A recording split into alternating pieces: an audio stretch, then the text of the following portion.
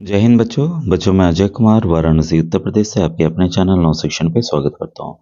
बच्चों आज मैं आपके लिए प्रैक्टिस सेट 5 लेके आया हूँ। जैसा आप जानते हैं नवोदय विद्यालय प्रवेश परीक्षा 18 जनवरी को ही है और मैंने ऑलरेडी बच्चों प्रैक्टिस सेट 4 तक बता दिया है और आज मैं इंपॉर्टेंट क्वेश्चंस बताने जा रहा हूँ जो कि आपके एग्जाम में इस बार आ सकते हैं।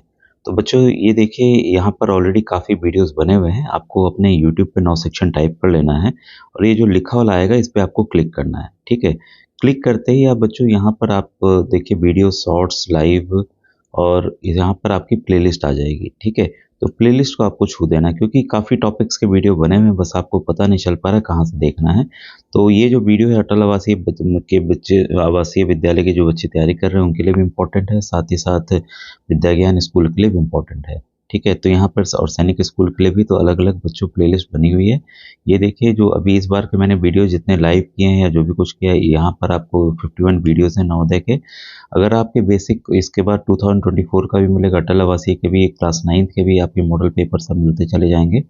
अगर आपका कॉन्सेप्ट बच्चों क्लियर नहीं है और आपके बेसिक्स मैथ्स में काफ़ी कमज़ोर है, काफ़ी बच्चे लाइव क्लास में कह रहे हैं सर हमारे मैथ्स काफ़ी वीक है कैसे सुधारें, तो आप बच्चों देखिए नीचे की तरफ चले जाइएगा और यहाँ पर देखिए 25 वर्षों के आए हुए प्रश्नों को मैंने बताया हुआ है, ठीक है। और कॉन्सेप्ट भी साथ में बताया हुआ है और न्यू वाले वीडियोस भी, फाउंडेशनल वीडियोस भी हैं। तो लौसा मसा के 25 वर्षों के आए हुए प्रश्न, ये नहीं कि बहुत लंबे लंबे वीडियोस हैं, 10-12 मिनट के हैं, 4 वीडियोस हैं जिससे आपकी कॉन्सेप्ट एकदम क्लियर हो जाएंगे।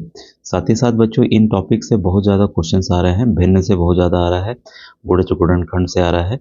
ये 25 वर्षों के आए हुए प्रश्न देखिए इन 3 वीडियोस में मैंने बताए हुए हैं, इसको आप देख सकते हैं। भिन्न के अगर कॉन्सेप्ट आपका एकदम क्लियर नहीं है तो आप इसको देख सकते हैं। पूर्ण संख्याओं पर 25 वर्षों के आए हुए प्रश्न, ठीक है। जैसे आप इसको देख के खोलेंगे तो ज़्यादा बहुत बड़े बड़े नहीं है, 10-10 मिनट के, 11 मिनट के हैं। ये टॉपिक आपका एकदम बच्चों जो क्वेश्चन की जिस भी तरह का आ सकता है वो तैयार हो जाएगा। साथ ही साथ देखिए संख्या पद्धति के 6 वीडियोज़ है, 25 वर्षों के आए हुए प्रश्न और ये फाउंडेशनल वीडियोज़ है, तो जिससे आपके कॉन्सेप्ट और बच्चों क्लियर हो जाएंगे। अब आइए आज के टॉपिक पे आते हैं और प्रैक्टिस सेट 5 के प्रश्नों को हम लोग हल करना आरंभ करते हैं। बच्चों ऐसे मैंने लाइव क्लास में काफ़ी ज़्यादा हम लोगों ने ये मानसिक योग्यता मेंटल एबिलिटी के प्रश्न किए हुए हैं, ठीक है। आज के वीडियो में हम लोग कुछ इंपॉर्टेंट मैथ्स के क्वेश्चंस देख लेते हैं जो हूबहू आपके एग्ज़ाम में आ सकते हैं, ठीक है।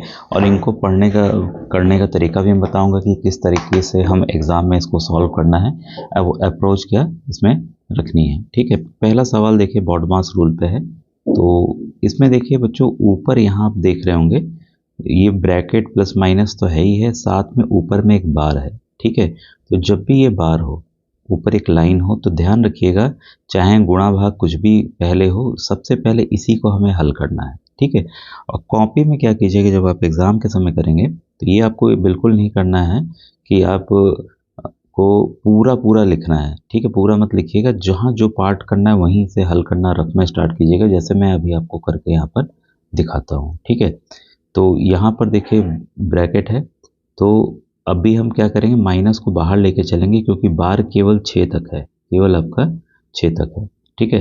तो 6 + 3 कितना होता है 9, 9 - 12 कितना हो गया -3, ठीक है। अब ये ब्रैकेट देखिए 18 ऐसे ही लिखेंगे आप, यहाँ पर आ गया -3, ठीक है। माइनस माइनस क्या हो गया इधर, इसका उत्तर क्या था -3, यहाँ माइनस पहले से मौजूद है तो माइनस माइनस क्या हो गया आपका प्लस हो गया, ठीक है। माइनस माइनस प्लस, तो ये कितना हो गया आपका 21 हो गया। तब यहाँ तक हमको पता चल गया कि यहाँ तक की फिगर जो है 21 आ रही है, ठीक है। अब हम देखिए इस वाले ब्रैकेट को वाला लेंगे, ठीक है। तो यहाँ इसको मैं थोड़ा सा मिटा दूँ तब आपको क्लैरिटी और दिखे, ठीक है। अब देखिए यहाँ तक क्या है, यहाँ तक का हमको पता चल गया आंसर कि यहाँ पर 21 आएगा, +21, ठीक है, +21। अब 16 में से 21 घटाना है तो कितना आएगा आपका, 16 में से 21 घटाइए, 21 घटाइए, क्या है -5 आया, ठीक है। तो ऐसे ही आपको सॉल्व करना है, ठीक है। अब देखिए 7 में से -5 घटाना है, 7 में से -5 घटाना है, तो माइनस माइनस क्या हो गया प्लस हो गया, तो 7 + 5 हो गया, 7 + 5 कितना होता है आपका, ये होता है 12, ठीक है। और 12 में से अब देखिए ये ब्रैकेट खोलेंगे हम, ठीक है। तो ये +12 है, तो 12 में से हमको 12 घटाना है, कितना आएगा भाई 0 आएगा। देखिए कितने आसानी से ये प्रश्न जो इतना लंबा दिख रहा था वो कितना आसान हो गया और यहाँ जो आंसर है आपका ऑप्शन नंबर बच्चों डी सही है। इस तरह से एग्ज़ाम में आए तो आपको इसका विशेष बच्चों ध्यान देना है। ठीक है। आप कमेंट सेक्शन में कमेंट कीजिएगा कि अगर मैथ्स के टॉपिक वाइज इम्पोर्टेंट फॉर्मूलाज और जो क्वेश्चंस उससे आ सकते हैं उसको हम कैसे सॉल्व करें, तो कल मैं एक वीडियो देखूंगा तो उस टॉपिक पे बता दूंगा। ठीक है, तो काफ़ी जब बच्चे करेंगे तब मैं करूंगा। ठीक है, तो नेक्स्ट क्वेश्चन है आपके सामने, दो ऋणात्मक संख्याओं का गुणनफल होता है। ऋणात्मक मतलब कि नेगेटिव। ठीक है, तो हमने भाई दो नेगेटिव नंबर आपके सामने मैं ले लेता हूँ, एक -2 ले लेता हूँ, एक -3 ले लेता हूँ। ठीक है, अब देखिए जब भी ऐसे प्रश्न होने बच्चों ना, पहले संख्या को संख्या से गुणा कर लीजिएगा। ठीक है, ये पता है। अब माइनस को माइनस से जब हम गुणा करेंगे, माइनस को जब हम माइनस से गुणा करेंगे तो ये बच्चों प्लस होता है। तो हमेशा क्या आएगा? प्लस आएगा। तो हमेशा क्या होगा? धनात्मक होगा। ठीक है, तो ऑप्शन नंबर ए बच्चों इसका सही है। यही होगा कि एक ऋणात्मक, एक धनात्मक हो, एक पॉजिटिव हो, एक नेगेटिव हो, तब ये उत्तर बच्चों माइनस में होगा। ठीक है, इसका आप ध्यान रखिएगा। प्लस प्लस वाला तो हमेशा प्लस होता ही आप जानते हैं। ठीक है, तो एक कॉन्सेप्ट बेस्ड क्वेश्चन है और कैसे भी ये बदल के बच्चों आ सकता है। अब देखिए ये इस तरह के प्रश्न आएंगे और यही A/B फॉर्म में भी आएंगे, जो जैसा पिछली बार 24 वाले में आया है। ठीक है, तो इस सवाल को देखिए कैसे करना है। तो आप क्या करिएगा इसमें कि पहले हम ले लेते हैं जो मल्टीप्लिकेशन वाला, उसको मल्टीप्लाई करते चले जाएं। ठीक है, इसको इससे गुणा कीजिए, इसको इससे कीजिए, कितना आ जाएगा आपका? ये आ जाएगा 3 2 6, 7 5 35, फिर -1/14, फिर माइनस का साइन, फिर इसको इससे गुणा कीजिए 9 और यहाँ आ गया 35। ठीक है, अब हम एलसीएम लेंगे 35, 14 और 35 का। ठीक है, तो एलसीएम लेंगे तो एलसीएम हमारा आएगा बच्चों 70। क्या आएगा? 70। तो नीचे वाले से भाग देते हैं, ऊपर वाले से गुणा करते हैं, आपको पता होगा। तो ये 2 बार में 35 2 होगा और ये हो जाएगा 12। ठीक है, ये हो जाएगा 5, ये हो जाएगा आपका 9 दूनी 18। ठीक है, तो ये कितना आ गया आपका? -11/70। ठीक है, अब इसमें इसको इसको जोड़ लीजिए और 12 घटा दीजिए तो माइनस में ही उत्तर आएगा -11/70। तो ध्यान दीजिएगा कि आपको कन्फ्यूज़न के लिए क्या करेंगे, ये आपने नोट कर लिया होगा। आपको कन्फ्यूज़न के लिए हमेशा देखिए +11/7 और -11/7 दोनों उत्तर होंगे।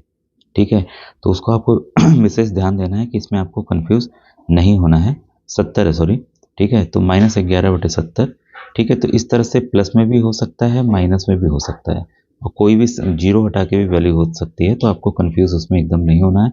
और ये जो आंसर आया बच्चों आपका -11/70 आया। ऑप्शन नंबर सी बच्चों यहाँ पर सही है। ठीक है, अब देखिए ये वाला क्वेश्चन जो है और कन्वर्जन वाला, मैंने मापन का आप लाइव वीडियो मैंने लास्ट ईयर का बनाया हुआ है। मापन को, मेजरमेंट को मैंने विधिवत समझाया हुआ है, तो उसको वीडियो को आप जाकर देख लीजिएगा, वो काफ़ी इंपॉर्टेंट वीडियो है बच्चों। तो इसमें देखिए क्वेश्चन आपके सामने है, यदि मोटे कागज की 12 सीट का वजन 40 ग्राम है तो कितनी सीट का वजन 2500 ग्राम होगा। ठीक है, तो एक एक नियम है। तो इसमें देखिए 12 कागज का भार जो है रफ में ऐसे ही कर लीजिएगा, 40 ग्राम है। एक कागज का कितना होगा? ठीक है, 40/12, ये कितना हो गया? 10/3 ग्राम। ठीक है, काट दीजिएगा ऊपर नीचे। ठीक है, इसके बाद कागजों की कुल संख्या, कुल नंबर कितना होगा? आपका कुल भार कितना है? आपका इतना। ठीक है, बटे आपका एक कागज का भार। एक कागज का भार कितना है? 10/3। तो अब ये 3 बच्चों ये ऊपर चला जाएगा, 10 यहीं रह जाएगा, तो 0 से 0 कटा, कितना आ गया? 750। तो 715 जो है पेपर्स आएंगे। ऑप्शन नंबर ए बच्चों यहाँ पर सही है। ठीक है, अब देखिए ये प्रश्न तो मैंने काफ़ी बार कराया हुआ है। ठीक है, और यहाँ पे सटे चित्र में एंगल एक्स और एंगल वाई का जोड़ हमें मान निकालना है। ठीक है, तो यहाँ पर देखिए थोड़ा सा चेंज है फिगर में बच्चों।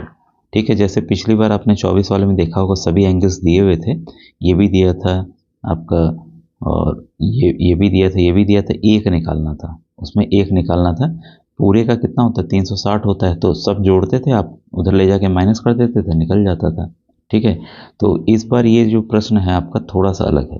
ठीक है, और इसी बदलाव के साथ बच्चों आ सकता है और यहाँ हमें कॉन्सेप्ट जो है उसको ध्यान रखना होगा। अब देखिए इस तरह के जब बदल के प्रश्न आएंगे ना, कन्फ्यूज़न है स्वाभाविक होगा। ठीक है, तो इसको देखिए करना कैसे है। अब देखिए ये आपकी स्ट्रेट लाइन है, आपको पता चल रहा है। ठीक है, स्ट्रेट लाइन है और इस स्ट्रेट लाइन में आपको पता है कि सभी कोणों का योग कितना होगा? 180 अंश होगा। ये क्लियर है, 180 अंश होगा।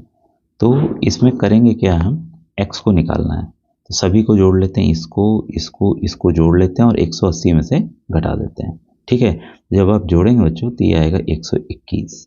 तो 121 घटा दीजिए, तो x हमारा निकल गया 59 डिग्री।